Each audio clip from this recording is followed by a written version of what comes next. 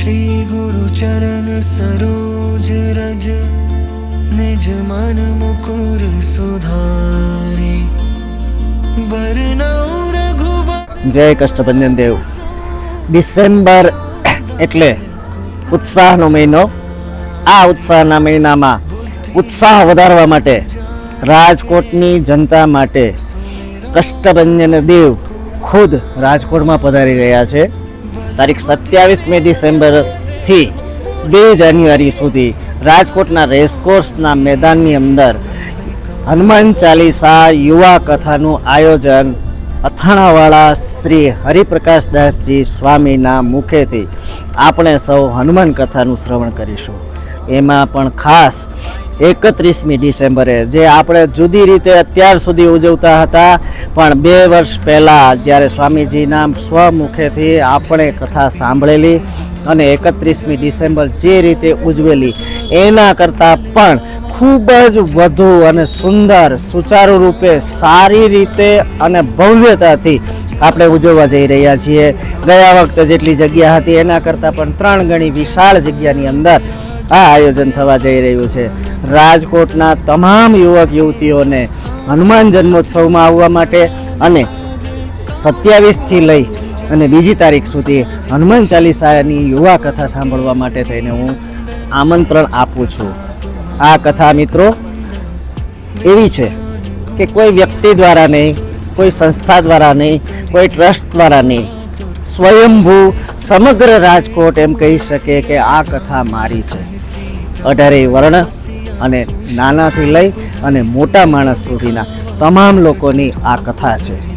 એટલે બીજા કોઈ પણ આડા અવળા વિચારો કર્યા વગર આપણે સૌ દાદાને સત્કારવા અને સ્વામીજીને સાંભળવા માટે આપણે પુષ્કળ સંખ્યાની અંદર રાજકોટના રેસકોર્સ મેદાનમાં આપણે રાત્રે 8થી 11 સુધી આવીએ અને આપણાથી બનતું જેટલું શ્રમદાન થઈ શકે એટલું શ્રમદાન કરીએ અને દાદાની સેવામાં લાગી જઈએ।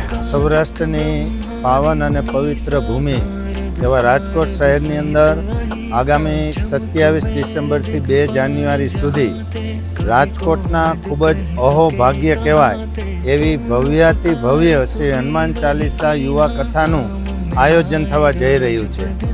આ કથાની મુખ્ય વિશેષતાઓ એ છે કે આ કથા કોઈ વ્યક્તિગત કથા નથી, કોઈ સમાજની કથા નથી। આ સમગ્ર વ્યક્તિઓની, રાજકોટ શહેરના તમામ નાગરિકોની કથા છે, આપણી સૌની કથા છે।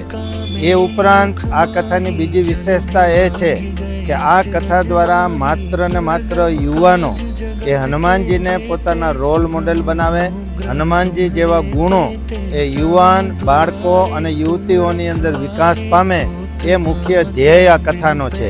એટલે કથાનું રસપાન સાળંગપુર વાસી પરમ પૂજ્ય હરિપ્રકાશ સ્વામીજી મહારાજ કે જેમના રૂવાડે હનુમાનજીની ગાથા બનાવેલી છે એવા પાવન અને પવિત્ર સંત દ્વારા આ કથાનું રસપાન કરાવવાથી દરેક યુવાનોના દિલ સુધી હનુમાનજીની વાત છે પહોંચાડી શકાય છે। કથાની આગવી આમંત્રણ પત્રિકા આપવા માટે અથવા તો આમંત્રણ આપવા માટે રાજકોટ શહેરમાંથી જુદી 4 જગ્યાએથી બાઇક રેલીનું તારીખ 21ના રોજ ભવ્ય આયોજન કરેલું હોય। આ બાઇક રેલીની અંદર તમામ બાળકો એટલે કે યુવાનો અને યુવતીઓ એ પોતાનું બાઇક લઈને જોડાઈ શકે છે। પરિણામે રાજકોટ મહાનગરના દરેક વ્યક્તિઓને કથાનું આમંત્રણ છે મળી શકે છે। એ ઉપરાંત તારીખ 27 ડિસેમ્બરના રોજ વિરાણી હાઈસ્કૂલના ગ્રાઉન્ડથી 551 પોથી માતાઓ અને બહેનો પોતાના મસ્તક ઉપર ધારણ કરી અને ભવ્ય પોથી યાત્રાનું પણ આયોજન કરેલું છે। આ પોથી યાત્રાની અંદર તમામ સંપ્રદાયના મહાન સંતો એ રથ અને ઘોડાગાડીની અંદર બિરાજમાન થશે। રાજકોટ મહાનગરના તમામ નગરજનોને આ સંતોના દર્શન અને સ્મૃતિનો લાભ છે પ્રાપ્ત થશે। એટલે આ કથા એ સમગ્ર રાજકોટ વાસીઓની કથા હોય, તમામ વર્ણોની કથા હોય।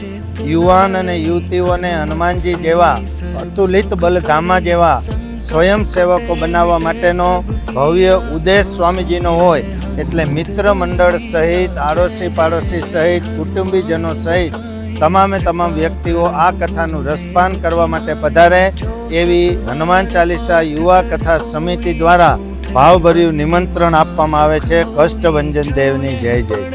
આગામી આની પહેલાં 3 વર્ષ પહેલાં આ કથાનું આયોજન આ જ જગ્યા ઉપર કરવામાં આવેલું હતું. ત્યાર પછી રાજકોટ શહેરના ઘણા બધા યુવાનોની ઈચ્છા એવી હતી કે ફરીથી આ જ કથાનું ભવ્યાતિ ભવ્ય આયોજન છે આપણે કરીએ, પરંતુ પરમ પૂજ્ય હરિપ્રકાશ સ્વામીજી મહારાજનો કથાનો શિડ્યુલ પણ ખૂબ જ ટાઈટ હોય એટલે 3 વર્ષ પછી ફરી પાછા રાજકોટ શહેરના નગરજનોને ખૂબ જ ભાગ્યશાળી વ્યક્તિત્વના કારણે આ કથાનું દ્વિતીય વખત આયોજન છે રાજકોટ શહેરમાં કરેલ હોવાથી દરેકે દરેક વ્યક્તિ આ કથાનો લાભ લે એવી અમારી નમ્ર પ્રાર્થના છે.